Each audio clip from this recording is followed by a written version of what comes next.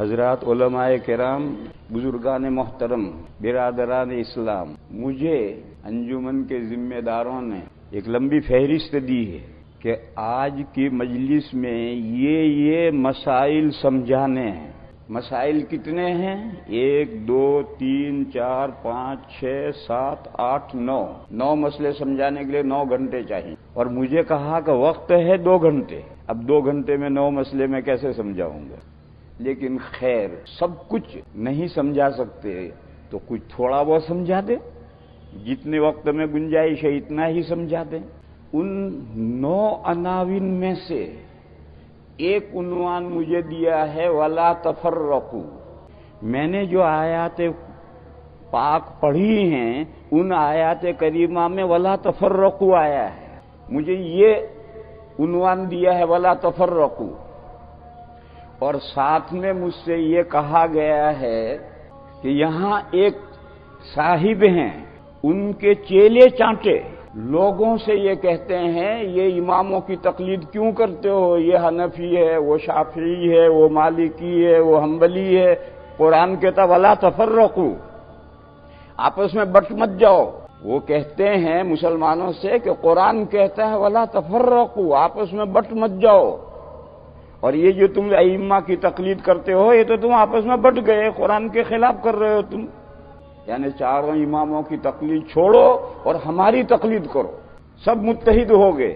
یہ ان کا منشا ہے کہ چاروں اماموں کی تقلید چھوڑو، ہماری تقلید کرو اور سب متحد ہو جاؤ۔ یہ 4 اماموں کی تقلید جو ہے یہ امت میں افتراق پیدا کرنا ہے، امت میں ڈیوائیڈیشن، تقسیم کرنا ہے۔ یہ مجھے اس کے پیچھے کہنے والے نے کہا کہ وَلَا تَفَرَّقُوا کا عنوان اس لیے دیا گیا ہے، اس لیے میں بات اسی عنوان سے بات شروع کرتا ہوں۔ بعض آیتیں اور بعض حدیثیں ایسی ہیں کہ اگر ان کا تھوڑا سا حصہ پڑھو گے اور مطلب سمجھنے کی کوشش کرو گے تو غلط فہمی کا شکار ہو جاؤ۔ ہر بات سیاق و سباق کے ساتھ ملا کر سمجھی جاتی ہے۔ آیت کا ایک حصہ پڑھ لیا، حدیث کا ایک حصہ پڑھ لیا تو مطلب غلط ہو جائے گا۔ میں مثال دوں، قرآن کریم میں سورہ نساء میں ہے یا ایھا الذین آمنوا لا تقربوا الصلاة وانتم سکارى حتی تعلموا ما تقولون۔ اے وہ لوگوں جو ایمان لائے ہو، نشے کی حالت میں نماز کے قریب مت جاؤ۔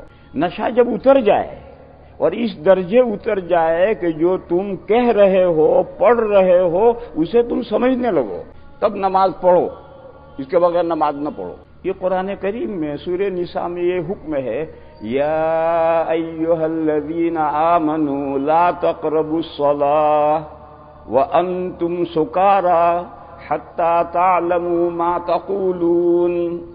آپ حضرات یہ بات جانتے ہیں کہ اسلام میں شراب حرام ہوئی ہے 4 مرحلوں میں۔ ان 4 مرحلوں میں سے یہ ایک مرحلہ ہے درمیان کا۔ پہلا مرحلہ کیا ہے؟ سورۃ النحل میں یہ آیت آئی وَمِن ثَمَرَاتِ النَّخِيلِ وَالْأَعْنَابِ تَتَّخِذُونَ سَكَرًا وَرِزْقًا حَسَنًا۔ اللہ نے فرمایا کہ ہم نے تمہارے لیے کھجوریں پیدا کی، انگور پیدا کیے، جن سے تم شکر بناتے ہو۔ شکر عربی کا لفظ ہے، کھجور سے شراب بنتی تھی، اسے شکر کہتے تھے کہ تم اسے شکر بناتے ہو۔ وَرِزْقًا حَسَنًا، بہترین روزی کھانے کی چیزیں بہترین بناتے ہو۔ تو اللہ نے 2 چیزوں کا ذکر کیا، انگور اور کھجور۔ انگور سے جو شراب بنتی تھی اسے خمر کہتے تھے، اور کھجور سے جو شراب بنتی تھی اسے شکر کہتے تھے۔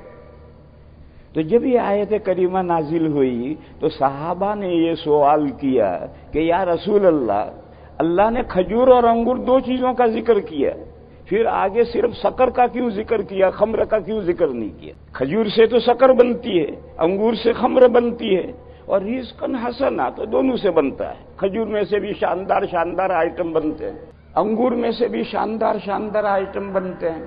اور ہم تو ہمارے گھروں کی خواتین تو 1 2 4 آئٹم بناتی ہیں، لیکن جو ماہر باورچی ہوتے ہیں وہ سینکڑوں آئٹم بناتے ہیں۔ نہیں بھائی، جو ماہر باورچی ہیں وہ تو سینکڑوں آئٹم بناتے ہیں۔ ایک لطیفہ سنو،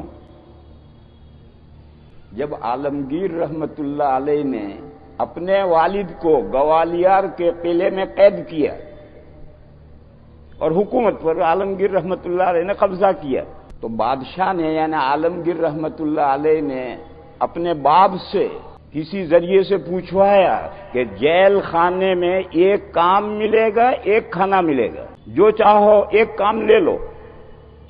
جیل خانے میں طبیعت تو بہلانی پڑے گی، اور ایک کھانا ملے گا، جو چاہے کھانا منتخب کر لو۔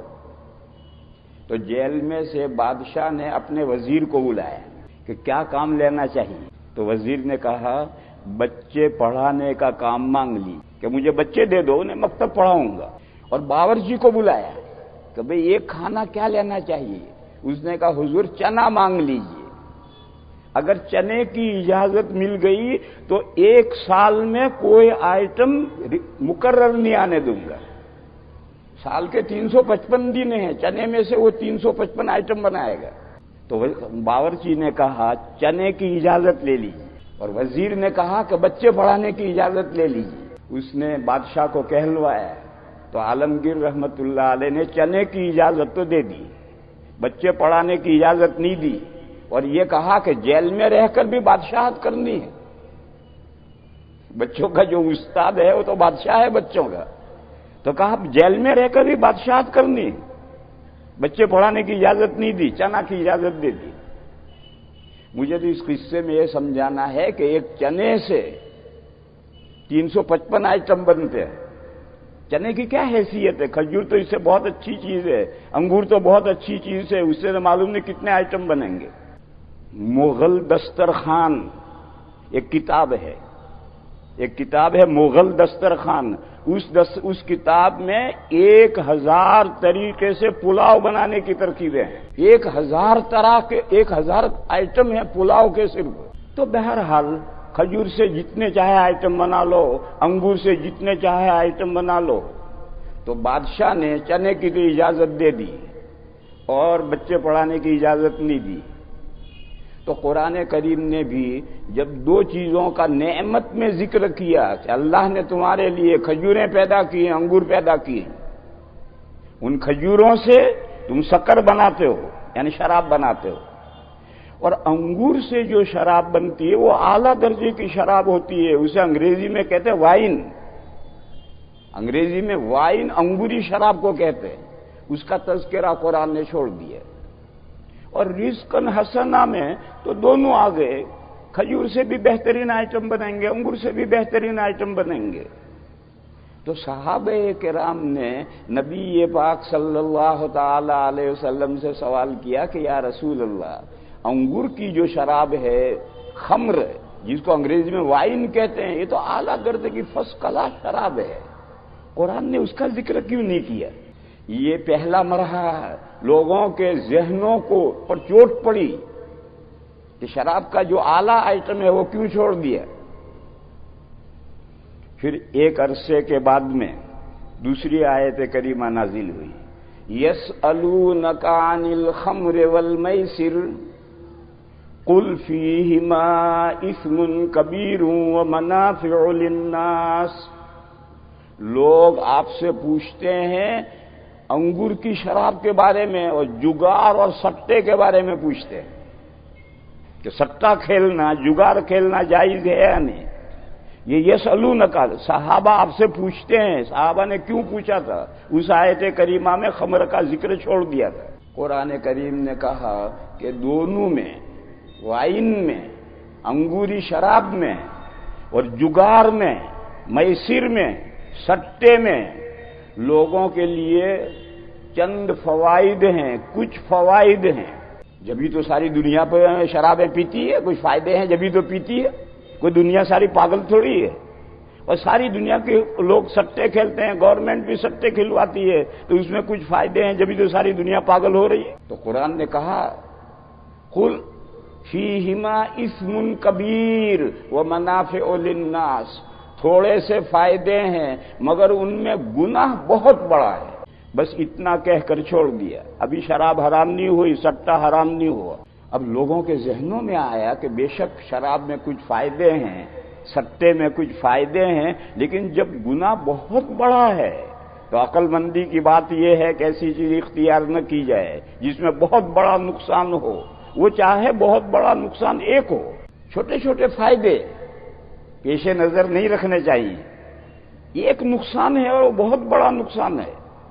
چنانچہ اس آیت کے اترنے پر بہت سے صحابہ نے شراب چھوڑ دی، سٹا چھوڑ دیا کہ چھوٹے چھوٹے فائدے ہیں، ان فائدوں کو لے کر کیا کریں گے جب اس میں بہت بڑا نقصان ہے، تو انہوں نے چھوڑ دیا۔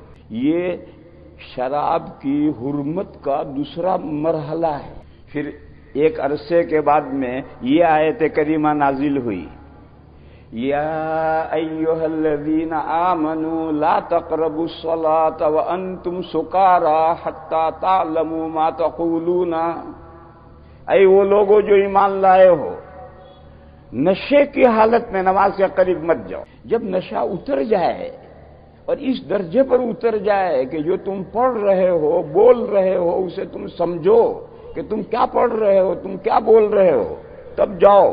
جب یہ آیت نازل ہوئی تب غور کریں آپ، ظہر سے 1.5-2 گھنٹے پہلے شراب بند کر دینی پڑے گی، کیونکہ ظہر سے 1.5-2 گھنٹے شراب پیو گے تو ظہر کے وقت میں نشہ ہوگا۔ ظہر کے بعد شراب بند کر نہیں پی سکتے ہو، کیوں؟ اثر آ رہی ہے۔ عصر کے بعد شراب نہیں پی سکتے، مغرب آ رہی ہے۔ مغرب کے بعد شراب نہیں پی سکتے، عشاء آ رہی ہے۔ اب پینے کے 2 وقت رہے، عشاء اور فجر کے بیچ میں پیو، فجر اور ظہر کے بیچ میں پیو۔ پینے کے 2 وقت رہ گئے، باقی سب اوقات میں شراب پینے والوں نے خود بخود شراب بند کر دی، کیونکہ نمازیں آگے آ رہی۔ آج جیسے مسلمان تو اس وقت تھے نہیں، آج جیسے مسلمان تو اس وقت تھے نہیں کہ مسلمان ہیں اور یقیناً ہیں اور نماز نہیں پڑھتے، مسلمان ہیں اور یقیناً ہیں اور نماز نہیں پڑھتے۔ ایسے مسلمان اس زمانے میں نہیں تھے، ہر آدمی نماز پڑھتا تھا۔ تو شراب پینے کے اوقات میں کمی ہو کر 2 وقت شراب پینے کے رہ گئے، باقی وقت ختم۔ یعنی اس کو یوں سمجھو کہ ایک آدمی روزانہ 20 سگریٹ پیتا تھا، اب 6 سگریٹ رہ گئی، 14 سگریٹ بند۔ دیکھو کس طریقے سے آہستہ آہستہ شراب چھوڑنے کی طرف لایا جا رہا۔ پھر جب اس کے عادی بن گئے لوگ، جزوی طور پر پارشیلی شراب چھوڑنے کی مشق و تمرین اور ایکسرسائز ہو گئی، تو پھر چوتھی آیت نازل ہوئی سورہ مائدہ کی، یا ایھا الذین آمنوا انما الخمر والمیسر والانصاب والازلام رجس من عمل الشیطان فاجتنبوہ لعلکم تفلحون۔ فرمایا اے وہ لوگوں جو ایمان لائے ہو، 4 چیزیں، خمر انگوری شراب، میسر سٹا جوا، اور فال کے تیر، یہ بھی سٹے کی ایک شکل تھی۔ فال کے تیر یہ بھی سٹے کی ایک شکل تھی۔ جیسے آج کل سٹا ہوتا ہے، لاٹری ہوتی ہے، تو لاٹری کی بے حساب صورتیں ہیں، اسی طریقے پر فال کے تیر یہ بھی سٹے کی ایک صورت تھی۔ اور اصنام، مورتیاں، 4 چیزیں، انگوری شراب، سٹا، خاص طور پر فال کے تیر اور مورتیاں، یہ 4 چیزیں گندگی ہیں، رجسن، شیطانی چرخہ ہیں، من عمل شیطان۔ پر 4 چیزوں سے بچو تاکہ تم کامیاب ہو، سکسیسفل ہونا چاہتے ہو تو یہ 4 چیزوں سے بچو۔ جب یہ آیت کریمہ چوتھے مرحلے میں نازل ہوئی اور مدینہ میں اس کا آیت کا اعلان کیا گیا تو کسی گھر میں ایک قطرہ شراب نہیں رہا، انہوں نے اٹھا کر مٹکے سڑک پر پھوڑ دیے۔ یہ مضمون میں ویسے ہی سمجھا رہا ہوں، اصل مجھے یہ بتلانا تھا کہ یہ جو لا تقربوا الصلاۃ وانتم سکارى والی جو آیت ہے وہ شراب کی حرمت کے 4 مراحل میں سے تیسرے مرحلے کی آیت ہے، لیکن وہ آیت آج بھی قرآن میں ہے۔ کیوں ہے؟ آج بھی مسلمان کہلانے والے ہو سکتا ہے شراب پیتے ہوں، ہیں الحمد، مسلمان کہلانے والوں میں ایسے لوگ ہو سکتے ہیں جو شراب پیتے ہوں، اور یہ بھی ہو سکتا ہے کہ مسلمان ہیں تو نماز بھی پڑھتے ہوں، تو شراب پینا حرام ہے۔ لیکن اگر کوئی مسلمان شراب پیے تو جب تک نشہ رہے گا نماز پڑھنا جائز نہیں، کہ شراب پی رہی ہے، نشے میں دھت ہیں اور نماز میں جا کر نماز بھی پڑھ رہے ہیں، نہیں، دونوں چیزیں جمع نہیں ہوں گی۔ اولاً شراب پینا حرام ہے، لیکن مسلمان بھی تو گنہگار ہو سکتا ہے، تو اگر کوئی مسلمان کہلانے والا شراب پیتا ہے تو وہ ایک بہت بڑا کبیرہ گناہ کرتا ہے، لیکن اب نشے کی حالت میں وہ نماز نہیں پڑھے گا۔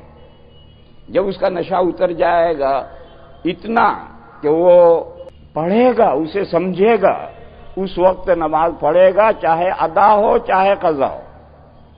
اس لیے یہ آیت کریمہ اب بھی باقی ہے۔ مجھے مثال کس چیز کی کہنی ہے، مثال کس چیز کی بیان کرنی ہے؟ اگر کوئی شخص کہے کہ نماز پڑھنا جائز نہیں، اللہ نے قرآن میں نماز پڑھنے سے منع کیا ہے، ارے بھئی کہاں منع کیا ہے؟ نے کہا اللہ نے فرمایا یا ایھا الذین آمنوا لا تقربوا الصلاۃ، اے وہ لوگوں جو ایمان لائے ہو نماز کے نزدیک بھی مت آؤ۔ تو اللہ میاں کہہ رہے ہیں کہ نماز کے نزدیک بھی مت آؤ۔ تو اگر کوئی ایسا قرآن کی آیت کا مطلب سمجھاتا ہے تو میرے بھائیو رونگ سمجھاتا ہے۔ یہ تو یہاں رک گیا، آدھی بات پر رک گیا، آدھی بات پر رکے گا تو بات کیسے صحیح سمجھے گا؟ بات کو پوری پڑھ، یا ایھا الذین آمنوا لا تقربوا الصلاۃ وانتم سکارى۔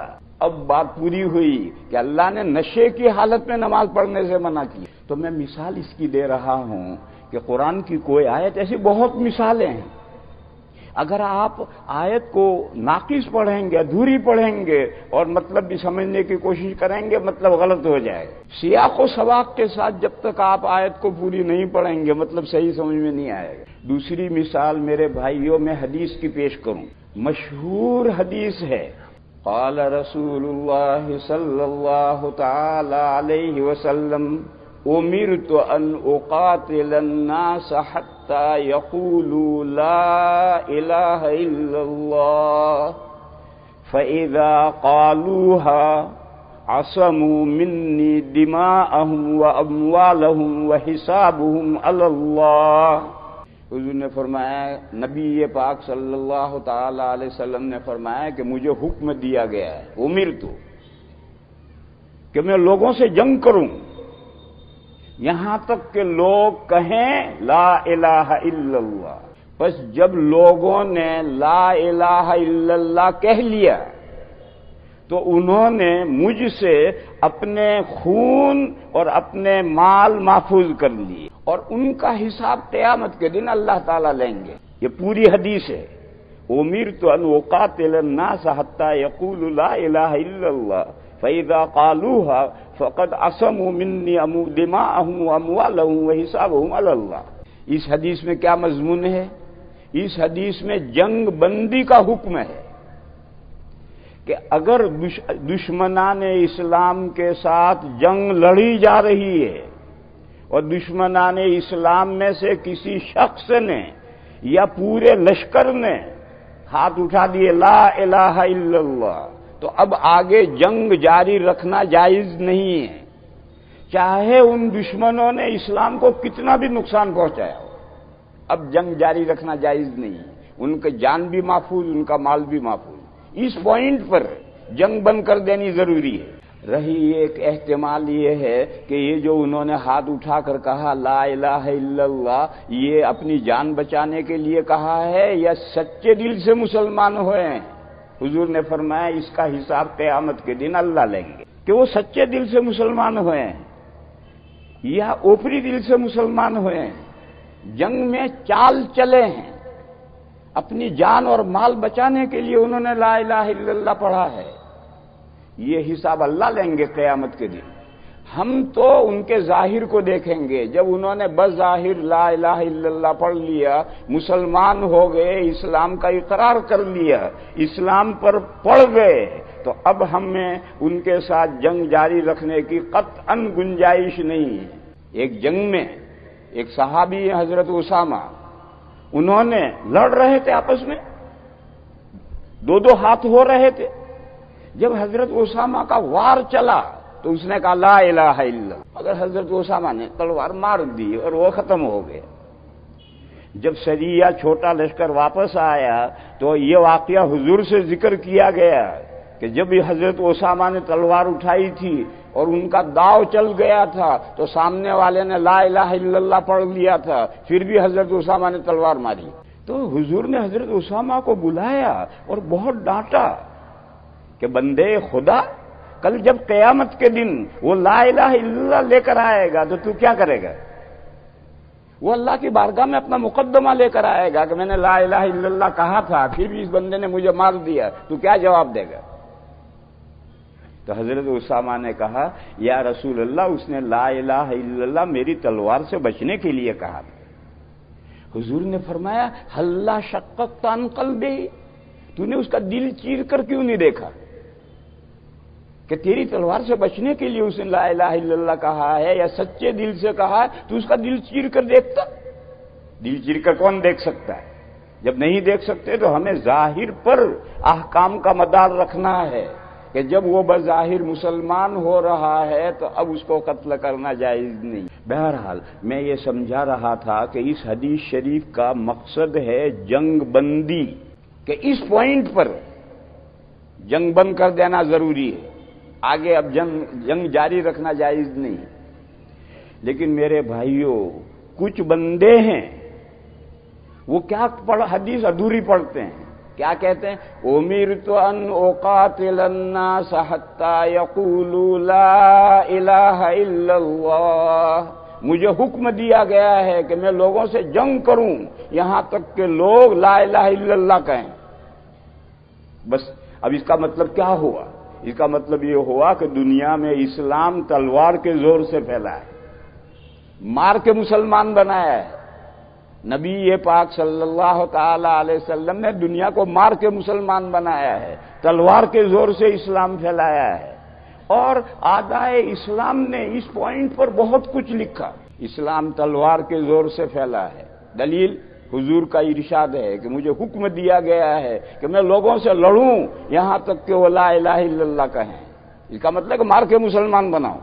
یہ آپ جانتے ہیں اعدائے اسلام یہ اعتراض کرتے ہیں کہ اسلام تلوار کے زور سے پھیلا ہے اور یہ حدیث پیش کرتے ہیں۔ ارے یہ حدیث تو تم آدھی پڑھ کر رک گئے ہو، اس لیے غلط مطلب ہو گیا ہے۔ اس حدیث میں جنگ کرنے کا بیان نہیں ہے، جنگ بندی کا بیان ہے کہ لا الہ الا اللہ دشمن جب کہہ لے تو اس پوائنٹ پر جنگ روک دینا ضروری ہے۔ حدیث آگے پڑھو، فَإِذَا قَالُوهَا عَصَمُوا مِنِّي دِمَاءَهُمْ وَأَمْوَالَهُمْ وَحِسَابُهُمْ عَلَى اللَّهِ، جب لوگوں نے لا الہ الا اللہ کہہ لیا تو انہوں نے اپنی جان بھی بچا لی، اپنا مال بھی بچا لیا، مجھ سے جان بھی محفوظ کر لی، مال بھی محفوظ کر لیا۔ رہی یہ بات کہ اوپرے دل سے کہا ہے، سچے دل سے نہیں کہا ہے، اس کا حساب اللہ لیں گے، ہم حساب نہیں لیتے۔ ہمارے سامنے تو جب اس پارٹیکولر پرسن نے، ایک معین آدمی نے لا الہ الا اللہ کہہ لیا، جیسے حضرت اسامہ کی تلوار کی زد میں جب ایک غیر مسلم آیا اور اس نے لا الہ الا اللہ کہہ لیا، حضرت اسامہ کو نہیں چاہیے تھا کہ فوراً تلوار روک لیں، اس کو قتل نہ کریں، مگر انہوں نے کیا تو حضور نے ڈانٹ پلائی اور بہت اتنا بار بار فرمایا کہ اسامہ جب کل وہ لا الہ الا اللہ لے کر اللہ کی بارگاہ میں آئے گا تو تم کیا جواب دو گے اس کا؟ تو حضرت اسامہ کہتے ہیں کہ میں نے یہ تمنا کرنے لگا کہ کاش میں آج ہی مسلمان ہوا ہوتا اور یہ گناہ مجھ سے اسلام سے پہلے ہو گیا ہوتا تاکہ اسلام سے یہ گناہ مٹ جاتا۔ بہرحال میرے بھائی ایک اہم پوائنٹ ہے سمجھنے کا، اور جو لوگ اعتراض کرتے ہیں کہ اسلام تلوار کے زور سے پھیلا ہے، یہ اعتراض غلط ہے، اور وہ غلط فہمی ان کو اس حدیث کو ادھورا پڑھنے سے، ناقص پڑھنے سے ان کو یہ غلط فہمی ہوئی۔ یہ ایک مثال قرآن کریم کی ہے، ایک مثال حدیث شریف کی ہے۔ یہ بات سمجھانے کے لیے میں نے دو مثالیں دی ہیں کہ بہت سی جگہ ایسا ہوتا ہے کہ اگر آپ نص یعنی قرآن کی آیت یا کسی حدیث کو آپ ادھورا پڑھیں گے تو اس کا مطلب غلط ہو جائے۔ میرے بزرگوں اور بھائیوں، یہ جو کچھ لوگ ہیں جو ولا تفرقوا کا مطلب بیان کرتے ہیں کہ یہ 4 اماموں کی تقلید کر کے امت کو کیوں بانٹ دیا تم نے، میرے بھائیوں، اس آیت کریمہ کا یہ مطلب ہی نہیں ہے بیچ میں سے ایک ٹکڑا پڑھ لیا ولا تفرقوا، نہ ادھر کا پتہ ہے نہ ادھر کا پتہ ہے۔ اس طریقے سے اگر قرآن و حدیث کو پڑھنا شروع کریں گے تو پھر تو جو چاہے قرآن و حدیث میں سے مطلب نکال لو۔ ہر بات کو سیاق و سباق سے ملا کر دیکھنا ہوگا۔ اس لیے میں نے 2 آیتیں پوری پڑھی ہیں، اور یہ 2 آیتیں اپنی جگہ پر پہلے سمجھنی چاہیے۔ ان میں جو مضمون ہے وہ مستقل سمجھنے کے قابل مضمون ہے۔ یا ایھا الذین آمنوا اتقوا اللہ حق تقاتہ، اے وہ لوگو جو ایمان لائے، ہم سب ہیں، ہم سب ایمان لانے والے، اللہ کے فضل سے ہم سب ایمان لانے والے ہیں۔ اللہ پاک ہم سے فرما رہے ہیں، اے وہ لوگو جو ایمان لائے، اللہ سے ڈرو جیسا اللہ سے ڈرنے کا حق ہے۔ اللہ سے ڈرو ایک بات، اور کیسا ڈرو؟ جیسا اللہ سے ڈرنے کا حق ہے۔ اس آیت کی تفسیر کیا ہے؟ اس کو میں 2 طریقے پر سمجھاؤں، ایک ہی بات کو میں 2 طریقے پر سمجھاؤں۔ یہ سب اکابر علماء کرام یہاں تشریف فرما ہیں، یہ جانتے ہیں کہ تقوی بچنا، اس کا پہلا مصداق ہے کفر و شرک سے بچنا۔ قرآن میں جہاں جہاں لعلکم تتقون، لعلکم تتقون ہے، وہاں کفر و شرک سے بچنا ہے۔ لفظ تقوی کے معنی بچنا، ڈرنا، ڈرنا بچنا ایک ہی بات ہے، اور اللہ سے ڈرنا اور اللہ سے بچنا سب سے بڑا یہ ہے کہ آدمی کفر سے اور شرک سے نکل آئے۔ کفر اور شرک میں کیا فرق؟ کفر اور شرک میں چولی دامن کا فرق ہے، چولی دامن کا ساتھ ہے، فرق نہیں۔ کفر اور شرک میں چولی دامن کا ساتھ ہے۔ شرک یہ ہے کہ اللہ کے علاوہ کسی اور کو بھی پوجے، قابل پرستش، معبود مان لے، قول عقیدے میں مان لے تو بھی مشرک ہے، اور عملی طور پر جا کر کے غیر اللہ کی بندگی کرنے لگے، ڈنڈوت کرنے لگے، وہ بھی مشرک ہے۔ اور ایسا جو بھی بندہ ہوگا وہ اللہ کے یہاں سے آئی ہوئی جو تعلیمات ہیں اس تعلیمات کا انکار کرے گا، ریجیکٹ کرے گا۔ آدم علیہ السلام سے لے کر آخری پیغمبر حضرت محمد مصطفیٰ صلی اللہ تعالی علیہ وسلم پر جتنے ادیان آئے ہیں، ان ادیان کو جو بھی قبول کرے گا وہ شرک نہیں کر سکتا، اللہ کے علاوہ کسی کو معبود تسلیم نہیں کر سکتا۔ اور جو اللہ کے علاوہ کو معبود تسلیم کرتا ہے وہ اللہ کے نازل کیے ہوئے دین کا انکار کرتا ہے۔ اللہ کا آخری دین خاتم النبیین حضرت محمد مصطفیٰ صلی اللہ تعالی علیہ وسلم پر نازل ہوا، جو آج ہمارے پاس قرآن و حدیث کی شکل میں موجود ہے۔ جو بھی شرک کرے گا، اللہ کے علاوہ کو معبود تسلیم کرے گا، اللہ کے علاوہ کو قابل پرستش مانے گا اور دوسرے کی پرستش کرے گا، وہ حضور کے دین کا ماننے والا نہیں ہو سکتا۔ کفر کے ماننے ہے ریجیکٹر، انکار کرنے والا، نہ ماننے والا۔ لہذا شرک اور کفر ایک ہی ہے، چولی دامن کا ساتھ ہے۔ شرک اور کفر سے بچ جانا، اس کا نام ہے تقوی، اور یہ تقوی کا پہلا درجہ ہے۔ پھر اس کے بعد یہ ہے کہ جب شرک سے بچ گیا، کفر سے بچ گیا، اللہ کے علاوہ کو معبود جانتا ہی نہیں، مانتا ہی نہیں، صرف اللہ کو اپنا معبود مانتا ہے، خالق و مالک مانتا ہے، تو اب اللہ نے جو احکام دیے ہیں ان احکام کا تو پالن کرنا پڑے گا، ان احکام کا فالو کرنا پڑے گا، ان احکام پر چلنا پڑے گا، ورنہ تو نے اللہ کو کیا معبود مانا؟ مثال لو، ایک آدمی کہتا ہے یہ میرے ابا ہیں، ابا کہتا ہے بیٹا پانی پلائیے، نہیں پلاتا، نہیں میں نہیں لاؤں گا بھائی، تو پھر تو نے ابا کیا مانا؟ جب ایک کو تو نے اپنا ابا مان لیا تو اس کے احکام کی پیروی تو تجھے کرنی پڑے گی۔ جب تو نے کفر اور شرک سے تو بچ گیا اور اللہ کو تنہا ایک اللہ کو اپنا معبود تو اس نے تسلیم کر لیا، تو اب اللہ کے جو احکام ہیں مثبت و منفی، نیگیٹو پوزیٹو، یہ کام کرو اور یہ کام مت کرو، یہ سب ماننا پڑے گا۔ اور اگر یہ سب مانتا نہیں ہے تو وہ اللہ سے جو بڑا درجہ ہے اس بڑے درجے میں تو اللہ سے ڈر گیا اور اللہ سے اس کفر و شرک سے بچ گیا، لیکن آگے جو دوسرا مرحلہ ہے اس دوسرے مرحلے میں وہ اللہ سے نہیں ڈرا۔ اس لیے فرمایا کہ اے لوگو جو ایمان لائے ہو اللہ سے ڈرو جیسا اللہ سے ڈرنے کا حق. یہ کس سے کہا گیا؟ یا ایھا الذین آمنو، اے وہ لوگو جو ایمان لائے ہو.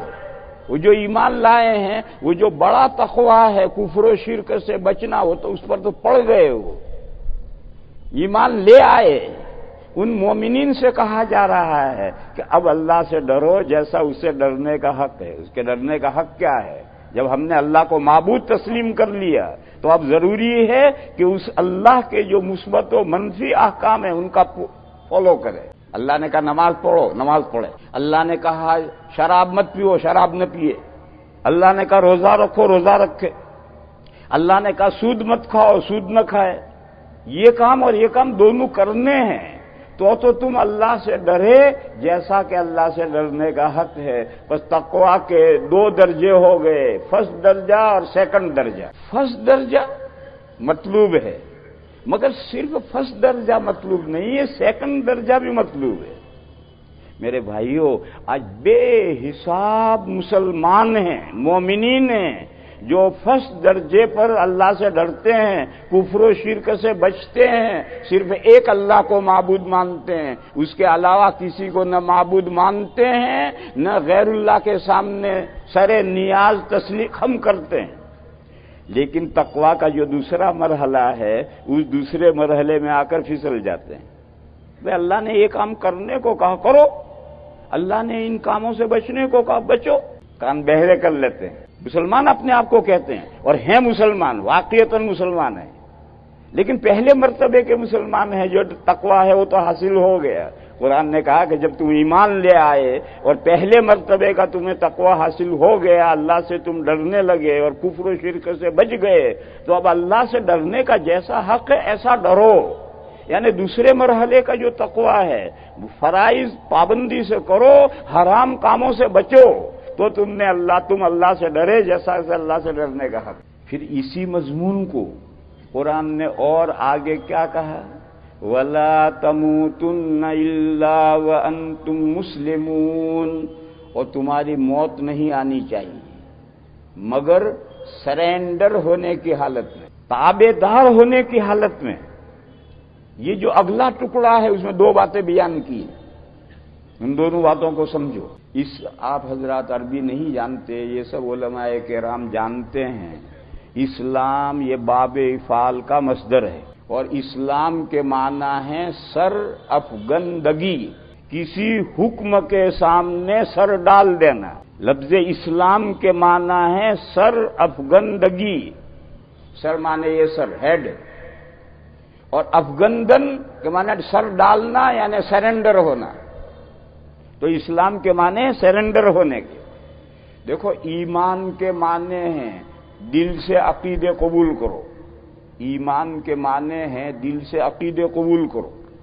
اور اسلام کے معنی ہیں جو اعمال ہیں اللہ کی شریعت میں ان اعمال کا پالن کرو، ان پر چلو، کرنے کے کام کرو، بچنے کے کام سے بچو. یہ ہے اسلام. حدیثوں میں ایک حدیث جبریل کہلاتی. نبی پاک صلی اللہ تعالی علیہ وسلم کی حیات مبارکہ کے آخر میں ایک دن حضور صحابہ کے مجمع کے ساتھ مسجد میں بیٹھے ہوئے تھے اور ایک صاحب آئے، نہایت اجلے کپڑے، سر کے بال سیاہ، ایسا معلوم ہو جیسے گھر میں سے نہا کر کے ابھی کپڑا جوڑا بدل کر آئے ہیں. مجمع میں آ کر مجمع چیر کر حضور کے قریب آ کر بیٹھے. اب لوگ سمجھتے کون ہے؟ مدینہ کا ہوتا تو صحابہ پہچانتے ہوتے. باہر سے سفر کر کے آیا ہے تو اس کے کپڑے میلے گندے گردے. عرب کا تو ریگستان ہے، ریگستان میں جب سفر کر کے آئے گا تو بال پر مٹی ہوگی، گردا ہوگا. انہوں نے آ کر حضور سے چند سوال کیے ہیں، 4 سوال کیے ہیں. ان میں سے ایک سوال کیا ہے مل ایمان، ایمان کیا ہے؟ تو نبی پاک صلی اللہ تعالی علیہ وسلم نے 6-7 عقیدے بتائے ہیں کہ یہ 6-7 عقیدے ماننے کا نام ایمان ہے. اور وہ جو 6-7 عقیدے ہیں وہ تعلیم الاسلام میں ایمان مفصل میں لیے گئے. پھر انہوں نے دوسرا سوال کیا مل اسلام، اسلام کیا ہے؟ تو حضور نے 5 کام بتلائے کہ یہ 5 کام کرنے کا نام اسلام ہے۔ پہلا کام کیا ہے؟ توحید، معبود ایک ہے، ایک اللہ کے علاوہ کوئی معبود نہیں، اور آخری پیغمبر حضرت محمد مصطفیٰ صلی اللہ تعالی علیہ وسلم ہیں، ان 2 باتوں کی گواہی دینا، یہ پہلا کام ہے۔ گواہی کہاں دی جاتی ہے؟ کورٹ میں ایک آدمی مقدمہ کرتا ہے کہ زید کے پاس جو مکان ہے وہ میرا ہے۔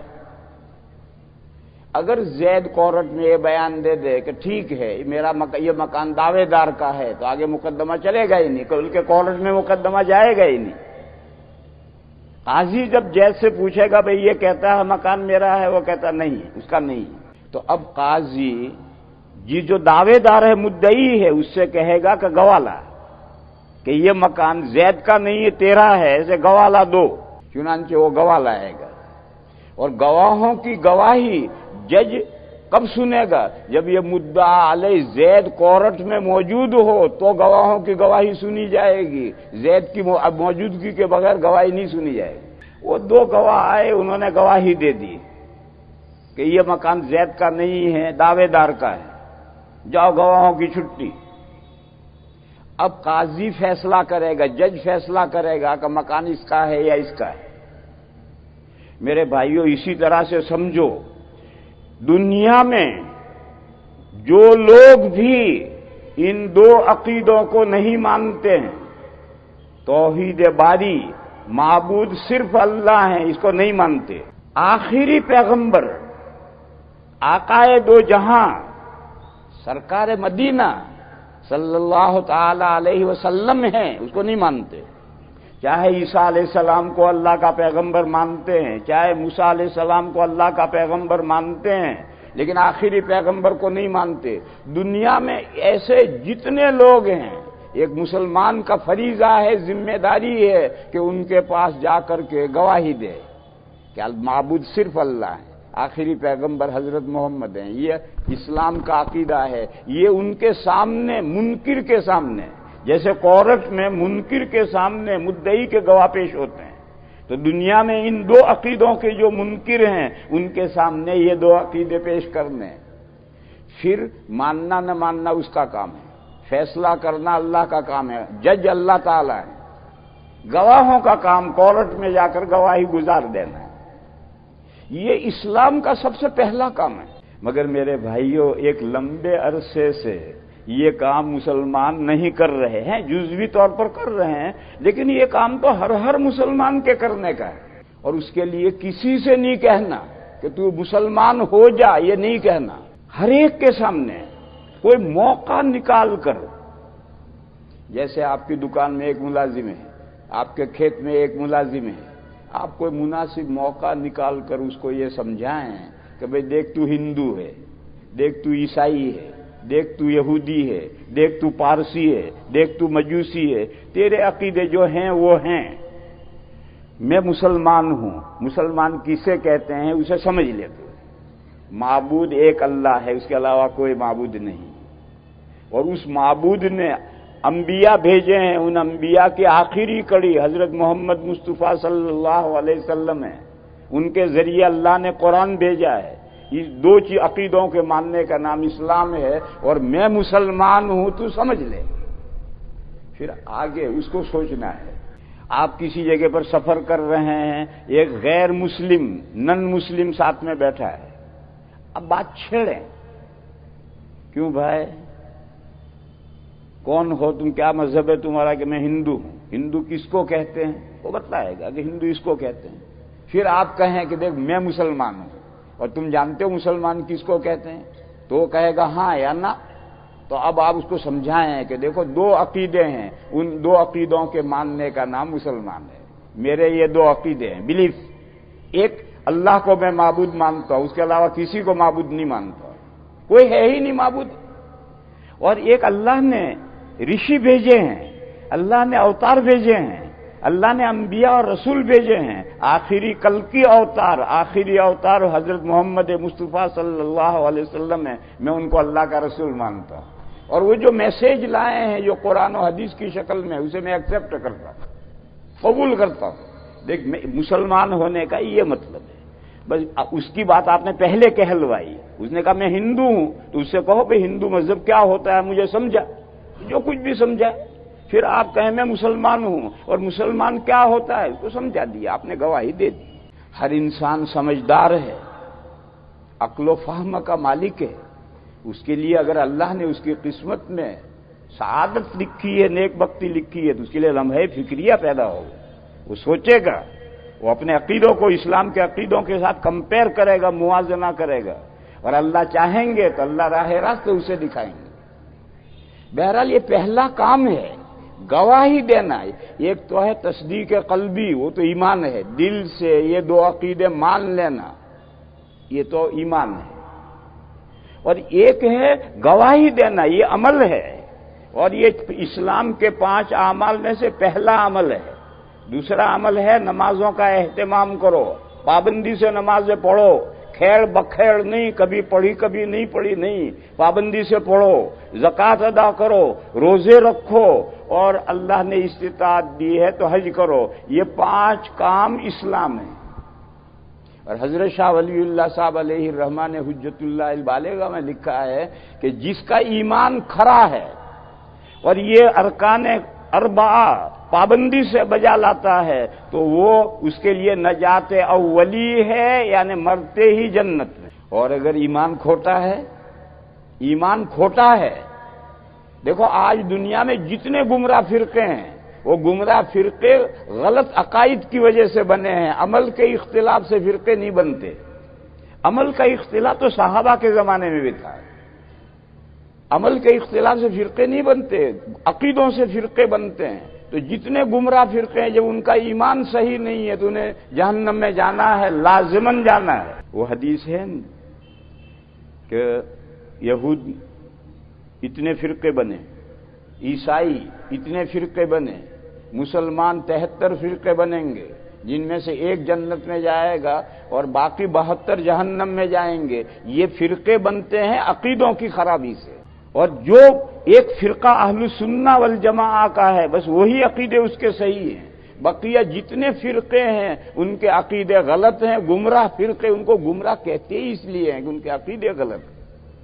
کہیں نہ کہیں پانی مرتا ہے، کوئی نہ کوئی عقیدہ ان کا غلط ہو جاتا ہے، ان کو اپنے عقیدوں کی خرابی سے جہنم میں جانا ہے۔ اور رہا اعمال کی خرابی، کرنے کے کام نہیں کیے، نہ کرنے کے کام کیے، تو اس کو اللہ معاف بھی کر سکتے ہیں، اور معافی نہیں ملی تو اس کو بھی سزا پانے کے لیے جہنم میں جانا ہے۔ پھر جہنم میں سزا پا کر سفارشوں سے یا معافی سے پھر جنت میں آئیں گے۔ اللہ پاک کا ارشاد ہے، ان اللہ لا یغفر ان یشرک بہ ویغفر ما دون ذلک لمن یشاء۔ اللہ تعالیٰ جو عقیدوں کی خرابی ہے اسے تو کبھی معاف نہیں کریں گے۔ عقیدوں کی خرابی میں سب سے بڑا خراب عقیدہ ہے شرک۔ جو سب سے بڑا خراب عقیدہ ہے، غلط عقیدہ ہے کہ معبود میں پارٹنرشپ کر رہا ہے۔ ارے معبود تو ایک ہی ہے، اسی نے پیدا کیا، وہی رزق پہنچا رہا ہے، وہی پال پوس رہا ہے، وہی ہر طرح سے اختیار تجھ پر رکھتا ہے، دوسرا کسی کا کوئی حصہ نہیں ہے تیری ذات میں۔ اس کو معبود ہونے میں پارٹنرشپ کر دی کہ یہ بھی خدا اور یہ بھی خدا۔ یہ اتنا بڑا جرم ہے، غلط عقیدہ ہے، اس سے بڑا کوئی غلط عقیدہ نہیں ہو سکتا۔ لیکن ان عقیدوں کی خرابی سے نیچے جو عملی گناہ ہیں وہ اللہ جس کے لیے چاہیں گے معاف کر دیں گے، اور نہیں معاف کریں گے تو جہنم میں جانا ہے۔ تو میرے بھائیوں میں فرق سمجھا رہا تھا، ایمان اور اسلام کا فرق سمجھا رہا تھا کہ ایمان عقیدوں کا نام ہے، اسلام اعمال کا نام ہے۔ تو قرآن نے کیا کہا؟ وَلَا تَمُوتُنَّ إِلَّا وَأَنْتُمْ مُسْلِمُونَ۔ تمہاری موت آنی چاہیے اس حال میں کہ تم اللہ کے دین کے سامنے سرنڈر ہو، سر افگندہ ہو، اللہ کے دین کا مکمل فالو کر رہے ہو، اس حال میں تمہاری موت آنی چاہیے۔ اس میں نے کہا تھا کہ 2 باتیں بیان کی۔ ایک بات تو بیان یہ کی موت کا وقت کسی کو پتا ہے؟ بولو، موت کا وقت کسی کو پتا نہیں، آدمی چلتے چلتے ختم ہو جاتا ہے، اور بازا ٹانگیں گھسیٹ کر تھک جاتا ہے، موت نہیں آتی۔ کب موت آ کر کھڑی ہو جائے اللہ جانے۔ بس وہ بندہ جو کنٹینیوس، جو مسلسل احکام اسلام پر عمل پیرا ہے، وہ جب بھی موت آ جائے گی تو موت آئے گی اس حال میں کہ وہ احکام اسلامی کے سامنے سرنڈر ہے، اس حال میں موت آئے گی۔ یعنی ہمیشہ احکام اسلامی بجا لاتے رہو، معلوم نہیں موت کب آ کر کھڑی ہو جائے۔ دوسری بات اس میں یہ بیان کی کہ پہلے جو کہا تھا اتقوا اللہ حق تقاتہ، اس میں تقوی کا جو پہلا مرحلہ ہے وہ مراد نہیں ہے، وہ تو یا ایھا الذین آمنوا میں آ گیا۔ جب ایمان لے آیا تو کفر و شرک سے بچ گیا، اور یہی تقوی کا پہلا مرحلہ ہے۔ اتقوا اللہ حق تقاتہ کا مطلب ہے تقوی کا دوسرا مرحلہ مراد ہے۔ دوسرا مرحلہ کیا ہے؟ تمام فرائض و واجبات پر عمل کرے اور تمام کبیرہ گناہوں سے بچتا رہے۔ یہ جو تقوی کا دوسرا مرحلہ ہے، اسی کا نام اسلام ہے، اسی کا نام شریعت کے سامنے سرنڈر ہونا ہے۔ اس کا حکم دیا گیا۔ اس کی اگلے جملے نے وضاحت کی کہ تمہاری موت آنی چاہیے اسلام کی حالت میں، تابعدار ہونے کی حالت میں، احکام پر عمل کرنے کی حالت میں موت آنی چاہیے۔ یہ اتقوا اللہ حق تقاتہ سے دوسرا مرحلہ مراد ہے۔